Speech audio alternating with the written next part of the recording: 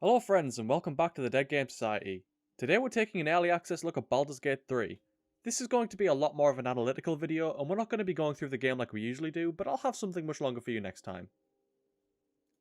2 years ago, on the 23rd of June, I bought 4 games on Steam.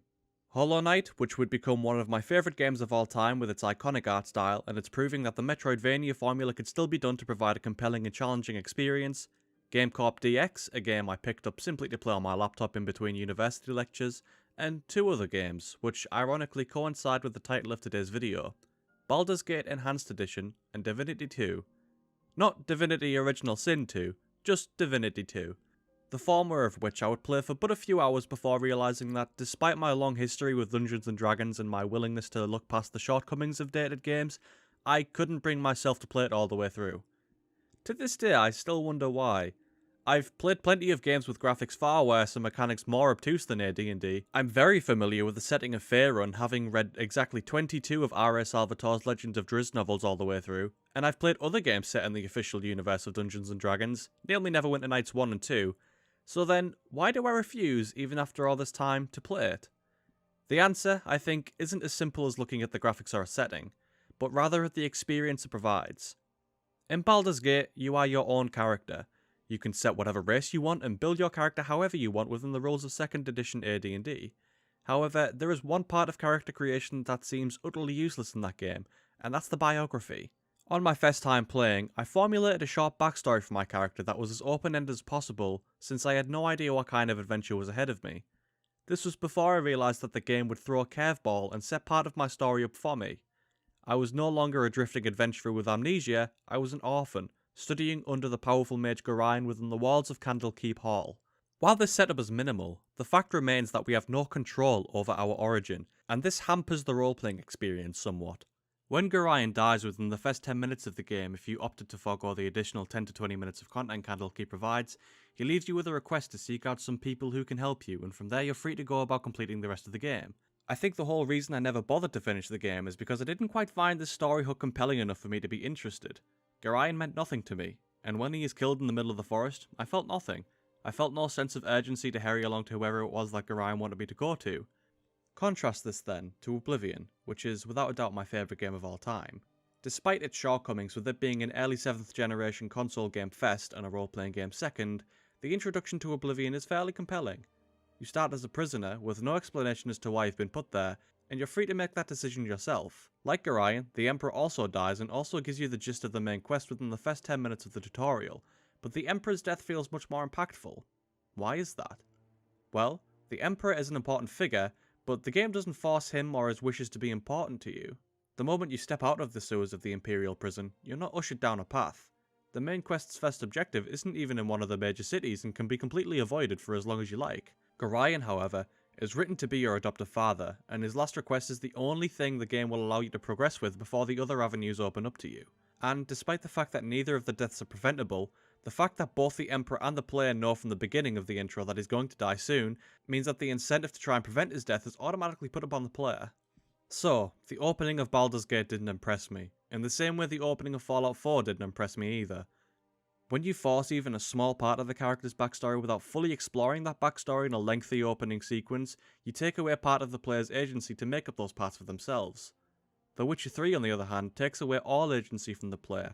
You are Geralt of Rivia, a Witcher, the Butcher of Blaviken, and while you can choose how he behaves through dialogue sequences, that's all you're permitted to choose about him outside of romance options and hairstyles.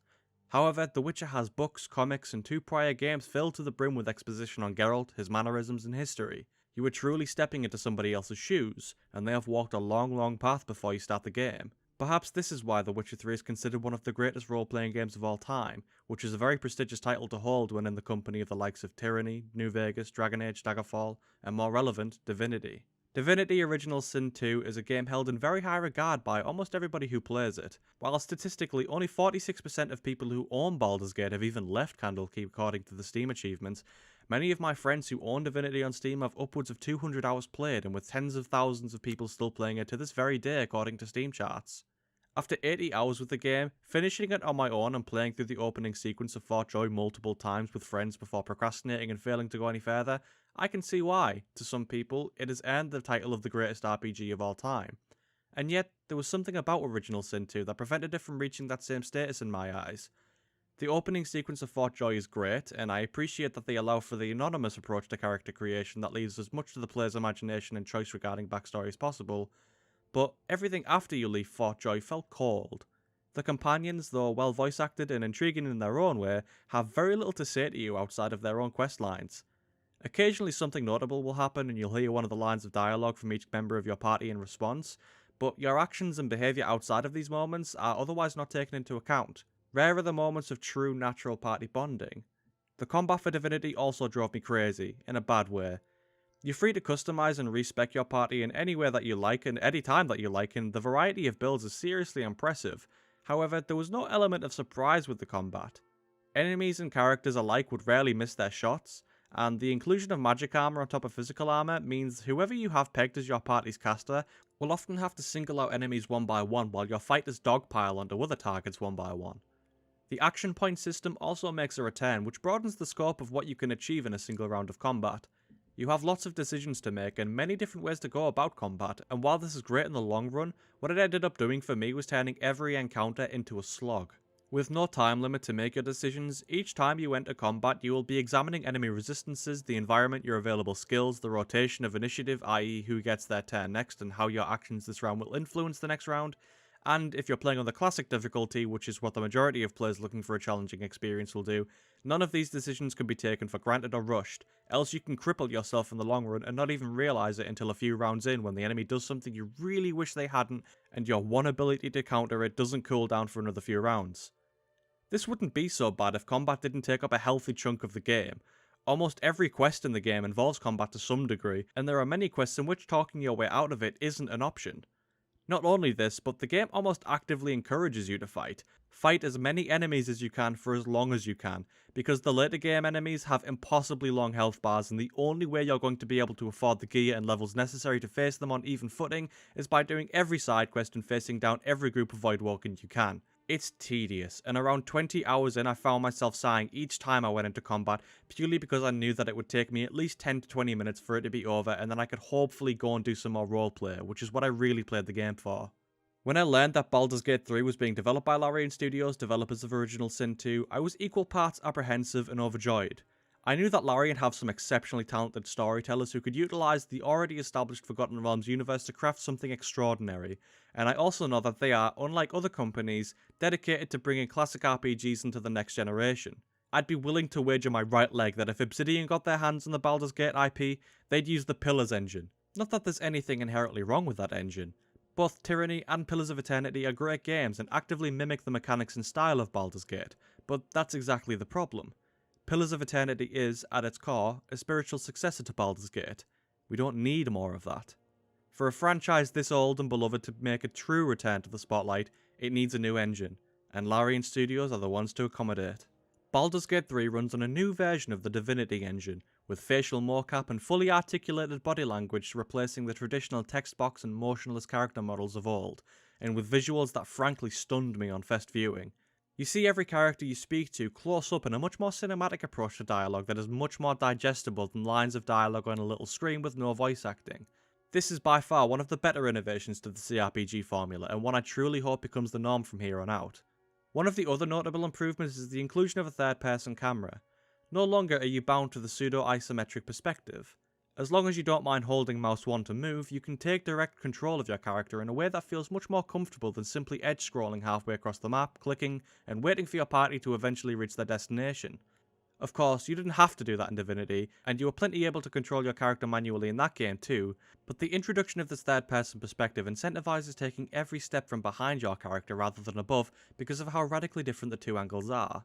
The top-down isometric view that has been the dominant camera style for most CRPGs in the past conveys a totally different sense of immersion to the player. You are controlling a character, yes, but you feel more like a puppet master, an omniscient presence forever floating above the party's head controlling everything that they do, and it's easy to see why. This perspective mimics the classic tabletop experience. Sitting around a table with a map your DM printed out from work and using whatever you can find as icons to represent the character's location on said map. Even with online D&D played on sites like Roll20 or even Tabletop Simulator if you have the patience to sit through it, the experience almost never changes. You're always looking down on the situation. But from behind the character, you feel as if you're playing as them, that you see through their eyes, and each step you take is one you take right alongside them. Neverwinter Nights, while not a popular CRPG by any stretch, at least not for its single-player campaign, did have WASD character movement and was possibly the first game to introduce this style of hybrid isometric / third-person perspective, and Baldur's Gate takes that hybrid camera and uses it to great effect. The characters you have in your party are expressive and interject in conversations you're having. I spent most of my time with Lae'zel for additional DPS, Gale for his utility as a wizard, and Shadowheart for her ability as a healer, and because out of all the companions I found her the most interesting. I never spent much time with Astarion or Will, mostly because I found Astarion insufferable and I never actually met Will. I considered looking up how to meet him, but I figured I'd let the chips fall where they may and play through the game blind for a first-hand experience without letting wiki guides ruin my perspective. Either way, the fact that the companions actually interact with one another and don't simply stand idle while you speak to other characters lends credence to the idea that there are characters in your party, and not lifeless ones and zeros that you simply control during combat. Original Sin 2's companions are truly bot-like in comparison. They rarely interjected in conversations and only ever had anything interesting to say after certain plot points had been reached. None of them spoke to each other, and while individually they were all interesting and nuanced, as a group there was no chemistry to speak of, at least in my opinion. In case I already hadn't made it clear by now, I've played Dungeons & Dragons a little. I have years of experience as both a player and as a DM, and pretty much all of it's been with the 5th edition rule set. I was very excited to learn that Baldur's Gate 3 would be adopting this rule set over the previous installments AD&D or Neverwinter Nights 3rd edition for many reasons, the first of which being that I know 5th edition rule set inside and out. I can confidently sit down at a table and either DM or play without the handbook sitting by my side, though there are of course times where I do need to quickly remind myself of things such as which spells have which effects, or which of the 5 medium armors have stealth disadvantage and how much they weigh, but for the most part I'm familiar with the rules and I know how to build characters efficiently, which was something that I can't say while I'm playing Neverwinter Nights or even in the short time that I tried playing Baldur's Gate. And, to my pleasant surprise, Baldur's Gate 3 is as authentic a 5e tabletop experience as I could have asked for, and more. The character customization experience is streamlined quite a lot. Where it would usually take me at least 30 minutes to get a character sheet ready for a new tabletop game, I finished my sheet in under 10 minutes upon clicking New Game for the first time in Baldur's Gate 3. I will say that the omission of the Dragonborn and Half-Orc races, despite them being a part of the SRD, came across as odd to me. In the place of Orcs we have the Githyanki, a race that has made many previous appearances in earlier games set in the Forgotten Realms universe, but mostly as hostile mobs due to their evil nature. To give people the ability to play them is a bold move on behalf of Larian and shows their deep respect and understanding of the lore in my opinion. Perhaps more surprising, however, is the decision to allow players to be Dark Elves, the Drow. R.A. Salvatore's original Dark Elf trilogy, which act as prequels to the incredibly popular Icewind Dale trilogy, are some of my all-time favourite fantasy books, principally because Homeland and Exile respectively take place exclusively within the Underdark, which is a setting I can never get enough of. The Drow are feared on the surface world, and for very good reason.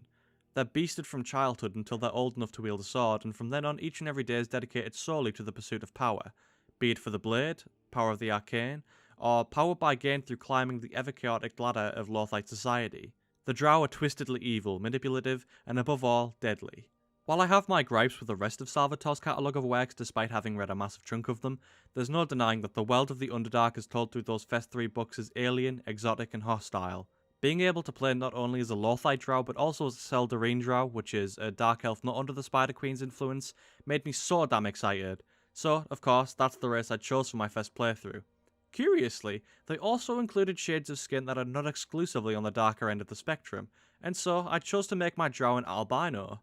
I figured it would aid in the immersion for whenever I spoke to a character who didn't mention the fact that they're speaking to a Drow, and could also give my character a decent reason for not being in the Underdark. Physical disabilities, however minor, are death sentences in Lothite society, and choosing to be an albino could be a possible reason as to why my character is in the place that he is and not carrying out espionage on behalf of his noble family many miles below ground.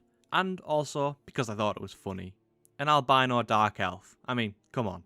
There was also a pleasantly surprising amount of Drow-specific dialogue options that I could pick if I felt like I was really in the mood for being despicable, which I really appreciated.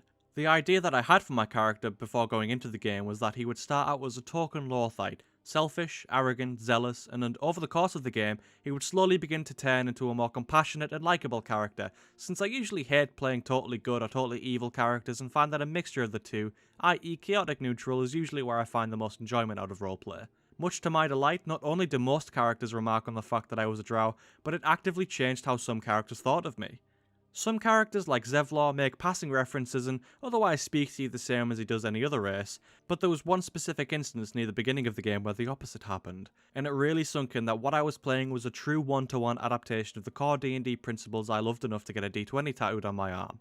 After exploring the starting area for a few minutes, or even later if you chose to follow a different questline, you'll stumble across Zell, a Githyanki warrior who you meet during the prologue. She's hung up in a cage by two tieflings, both of whom recognise you as a drow and therefore see you as an immediate threat. You can choose to either simply initiate combat or intimidate them into leaving, and the check you need to make is a very low 4. On a 20-sided dice, there is an 80% chance of succeeding this, and I did. The fact that the number was so low and not arbitrarily higher, and the fact that I had a way of resolving the issue that was unique to the history of the race I had chosen blew me away. There were numerous other moments like this that I experienced in my time playing that really felt like there was weight to the choice that I made in the character creation screen that went beyond simple arbitrary bonuses on my character sheet. But what about my character's class? For the background, I simply chose Soldier. I figured it would be fitting of my character's history in the Underdark since all drow males attend either Melee Magthier, which is the school of the warrior, or Sorcia, the school of the wizards. While you can come up with any reason to play any of the classes in the game with any race, as you should be able to, I decided to go with the old but gold fighter, and maybe go down the line of Eldritch Knight. I've played so many Eldritch Knights over the years in real D&D due to their inherent usefulness in combat. They hit hard and they have a lot of utility. However, it was hard to ignore the fact that 6 of the SRD classes are missing from the game on launch.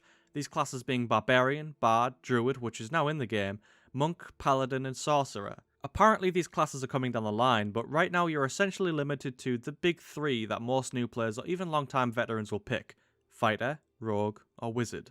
So, how does the 5th edition rule set affect the game? I'm willing to bet that there are many coming to this game straight from Divinity with no prior knowledge or experience with Dungeons & Dragons, and for the most part, the game has seemingly been made with that in mind. At least to some degree, anyways. Fans of Divinity will be automatically familiar with many of the game's mechanics, from dialogue-based skill checks to the stealth mechanics, which we'll get to, and above all, the combat. The combat is, like Divinity, turn-based, with no possibility into turning it into an automated real-time combat like Neverwinter Nights or Dragon Age, the former of which, as I mentioned earlier, does use the Dungeons & Dragons rule set. Unlike Divinity, however, there are no action points. You have an action and a bonus action. There is a concept in 5th edition, and indeed many other role-playing games, known as action economy, which is essentially how many useful things you can do in one round. A character's action economy will grow as they level up and learn new abilities, and some will even gain the ability to perform different actions, such as the extra attack feat from most DPS classes at level 5, and veteran Divinity fans will have no trouble getting used to this concept since the action economy in Original Sin 2 is much more varied than it is in Standard 5e. This much lower action economy may turn off some fans of Divinity 2, since most of your early level encounters will be moving, attacking, possibly healing, and then ending your turn. For any class that isn't a spellcaster, that is. But even then, the limit for what you can do in a single turn is extremely short for both you and your enemies. What this essentially means is that combat is still as tactical as it is in Divinity, but will usually take a lot less time to get through, and that is a total relief for me. Another caveat of 5e combat that Divinity players will notice is that movement is no longer tied to AP. You can move and attack in the same round without having to waste an entire turn simply getting to an enemy who most of the time will be able to teleport instantly away from you anyways. Anybody who's played Divinity and fought the Voidwalker in the later half of the game will know exactly what I'm talking about.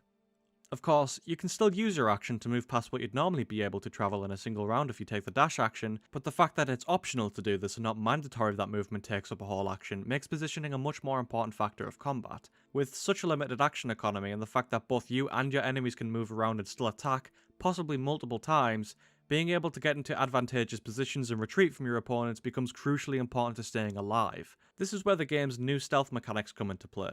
The very shallow and frankly hilarious Metal Gear-esque stealth mechanics of Divinity 2 have been upgraded to also include light mechanics alongside the pre-existing line of sight mechanics, as well as incurring stealth penalties based on armor weight. Not only this, but no longer do characters need to have some form of teleportation ability to be able to climb. Jumping is now a skill which, to the best of my knowledge, all characters can start with, which enables not only an additional layer of exploration, but also maneuverability across the battlefield during combat. It also allows players to get behind enemies who can stand on the high ground stealthily, which was previously only something those with the Cloak and Dagger or similar abilities could do in Original Sin 2. Just like standard 5th edition, your starting character will be very squishy. You'll have a maximum of 10 health at level 1 if you picked a fighter or a ranger, and most enemies will deal damage standard to the weapon they wield, usually a d6 or a d8. What this means to anyone who isn't familiar with D&D mechanics is that in just one round, one enemy can deal up to 80% of your health if they hit, and if you're being targeted by 2 enemies or more, well, you better hope they miss a bunch. The good thing is that they can miss a bunch. Where Divinity 2 uses hit percentages which rarely fall below the 80% threshold for characters who are at least somewhat well built, we are finally back to using armor class and totally randomized hit die. If you go into a combat encounter 3 times, there is an extremely high chance that none of those encounters will play out the exact same way. Sometimes you'll critically hit, sometimes you'll critically miss, and this works both ways for you and the mobs you'll face, and there's always a chance for things to sway drastically in either direction depending on the rolls. A lot of the criticism I've seen levelled at this game just looking through the Steam reviews either bullet point or fully explain how this game has balancing issues, and I'm currently undecided if I agree. Believe me, I get it. Missing those critical one-time spells and wasting your action surge and reviving another character only for them to immediately get shot down again sucks. Getting outnumbered because the DM grossly overestimates the party's combat abilities also sucks, but thankfully this game will often lend you a hand in figuring out how to get around that. On one hand, while I hate to be that guy, I think what most people are actually complaining about is the difficulty when trying to take on huge groups. If you do have to fight and you can't just talk your way out of things, there are always numerous ways of isolating enemies from packs and fighting smaller battles, and even when the odds are stacked against you, as I've already said, sometimes you can just get lucky. In fact, you can sometimes get so lucky that you'll swear the game is trying to apologise for all those times you miss spells which you can only use once a day. It's, quite literally, a dice toss. And so, with totally randomised combat rolls, the only option that you have for ensuring that fighting will go your way is to be smart. And thankfully, the combat in Baldur's Gate 3 is just as open to avenues of player intuition as its tabletop counterpart. Fighting a bugbear one-on-one at a low level can be fatal, but running up to him and simply choosing to shove him off a high cliff is a much smarter option, and you can do it. In a tabletop environment, doing this might make your DM who spent the last week planning all of the encounters and statting all of the enemies sigh as he begrudgingly accepts your tactics, or you might even have the kind of DM who won't let you do that regardless of how much you argue and point to things in the rulebook. But here, there is no DM to contest with. At least, not in the flesh. The idea behind all CRPGs of this kind is that there is a DM, but they're an entity. They are cold, unforgiving, and they play no favourites. At the present moment, the only difficulty you can play the early access release of Baldur's Gate 3 on is Classic, which is the intended way to experience the game.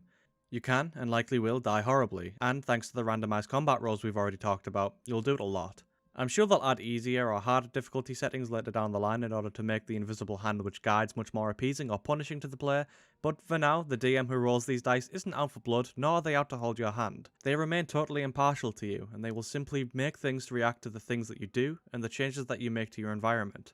Nothing more, nothing less. There's a coldness to this sort of experience that I personally find endearing.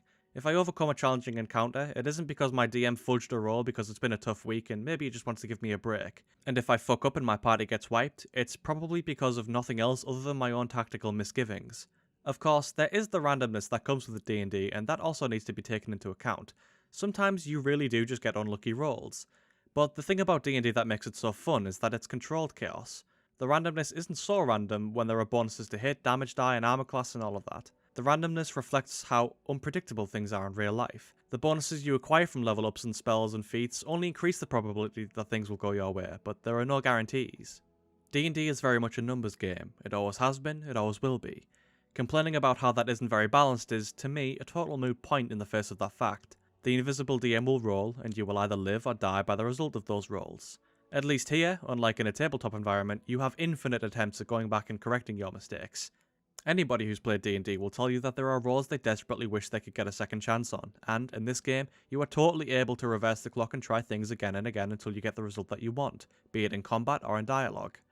I guarantee that there will be people out there who criticise this kind of behaviour, the same way that people criticise others for using fast travel in the Elder Scrolls games, and the same way that people say you shouldn't be able to use quick loads in XCOM to save your characters' lives. And of course, if you're so inclined, you can go the full purist mode and not do this, and to take every failed roll and dead party member on the chin, and that's fine. Me? I hate doing that. I will happily trial and error my way through situations until I find the solution that suits me best, and I will have fun the whole time, and the game will mercifully continue to hand out as many second chances as I want it to, and that's fine as well. With all of that being said, the current level cap for the game sits at 4, and the planned level cap for the entire game is 10, which I personally have an issue with. Given that half of the classes are also missing from the game right now, and the fact that the combat is punishing for players who don't think around the rules of the game, there is, as of the first act, an objective limit as to how smart players can be with what they have. In terms of the 5th edition rule set, level 4 is where you can either pick a trait or improve your ability scores. Not only are there only 17 feats that you can take out of the 42 included in the standard player's handbook for 5th edition, but a level cap of 10 removes half of the class features from the game and cripples the action economy for late game encounters. It will, of course, all depend on how Larian balances the encounters towards the end of the game when the level cap is reached, but with the fact that we've already discussed how the combat is totally randomised, the probability of success in combat depends on how inventive players can get with the tools and abilities at their disposal, removing all chances for us to expand our character's arsenal beyond level 10 significantly dampens how complex these battles will likely be, and it's a decision I hope they revise later down the line. On a totally separate point, I want to say that I really like the inclusion of the camp. Larian Studios had to solve the problem of how to handle long and short rests, since beyond healing magic, which you can only do a certain number of times per day, and potions, which are finite and expensive, there are no other ways of replenishing your arsenal of abilities. And so they came up with the idea to just let players take long and short rests. Short rests will replenish a certain amount of HP and will simply fade to black and then back into the game, whereas taking a long rest will spawn you back at your camp, which acts as a hub for your companions and the other NPCs you recruit along your journey. And it all reminded me quite a bit of Dragon Age, in a good way. I have one mere gripe with this system, however, and it's the fact that teleporting to and from camp and sleeping without ever actually advancing time breaks my immersion in a big way. In the tabletop game, time is generally kept by the DM. Events that happen in one day are history the next, and while I definitely understand that from a development perspective it would have taken them an unholy amount of extra time to somehow work in a calendar to the game with changing events and there isn't really anything that they can do about it, I wish they'd found some sort of alternative method around handling this. So then, the big question. Is this video game adaptation of 5th edition faithful to 5th edition? Absolutely. Everything I've said up to now can be summarised in that one conclusion. Baldur's Gate 3 is a 5th edition game through and through. Almost every rule I can think of that should be implemented has been implemented, save for a few minor quirks such as holding actions, using hit die to rest, and going back to 1 HP upon successful death saves, but all of the important parts have made it successfully across the long voyage from paper to video game. I've seen a lot of people criticise Larian's decision to use 5th edition and not 3rd edition or even 3.5, which was what Neverwinter Nights used to make a fully automated combat system which mimicked turn-based mechanics but played out in real time. As for why Larian decided to use 5th edition rule sets, I don't think there's any definitive answer. Is it because 5th edition is streamlined and much easier to understand for newcomers? Is it because it's simply the newest edition? Is it because Larian are appeasing their tyrannical Wizards of the Coast overlords and trying to sell more copies of the handbook? Who knows? But it's a decision I fully stand by, because the result of their decision is a much faster and tactical combat system, more immersive role-playing mechanics, and items which aren't picked up simply because they have a lot more numbers on them. There are a limited number of weapons and armor in 5th edition barring magical items, and most of the humanoid or at least bipedal enemies you encounter that use them are likely going to be using the exact same box standard D6 shortbow and D8 longsword that you're using. It's refreshing if nothing else. I always love that about D&D. Everyone in the early levels will have the same standard set of equipment and there are very little variations between them besides slightly different numbers. When I played Divinity Original Sin 2, I probably spent around 5 to 10 hours out of my 50 to 60 hour playthrough standing next to a vendor selling all of the ridiculous amounts of items, old gear, and weapons that I'd picked up along my journey, and then buying new ones to replace what was outdated. Equipping your characters is a process that can not only take a tedious amount of time, but it's sadly also something that you can get very wrong. And what I mean by that is that in games like Original Sin, the value of gear is simply determined almost purely by numbers, and the more pieces of gear that you have in your game, the higher the chances that your players can find themselves ill-equipped and they won't even recognise it. But by simplifying the numbers, by simplifying the choices, you are actively taking away the incentive to simply grind for what essentially equates to higher damage numbers. It removes the tedium, and it makes it all the more satisfying when you come across a piece of magical gear, because magical items in D&D have always been more utility focused. To make up for the lack of arbitrary numbers attached to them, the items actually do things. You'll find a circlet that allows you to see in the dark, or a cape which allows you to open planar doors, or even, if you manage to get lucky enough, a ring of wishes. There are hundreds of magical items in D&D, and thousands if you get adventurous and look online for what other DMs have come up with. This is more of a general comment about D&D rather than Baldur's Gate, but I figured I'd include it since, as I've said, Baldur's Gate is Dungeons & Dragons. And I want to preface the following paragraph of the script by stating that I originally wrote this script in October of last year, and it's been sat on my to-finish list along with a myriad of other projects up until now. However, since writing this, Larian Studios has released a slew of patches and fixes, but still no second act. But rather than delete my footage and omit talking about the technical experience that I had on my first time with the game, I'm going to continue, but note that there's a high chance that everything I point out has probably been fixed. Everything I've said so far, all of the positives and potential negatives, all of it is marred by one simple thing. At the best of times, this game is a buggy and sometimes jittery mess. At the worst, it's downright unplayable. Some of the bugs I saw were innocuous. Dialogue animations would sometimes take a while to catch up with what was being said and vice versa. Character models would sometimes ragdoll out of control. There were occasional graphical hiccups that are somewhat detrimental to the immersion, but otherwise minor problems that can be forgiven. But the list of major problems goes a little longer.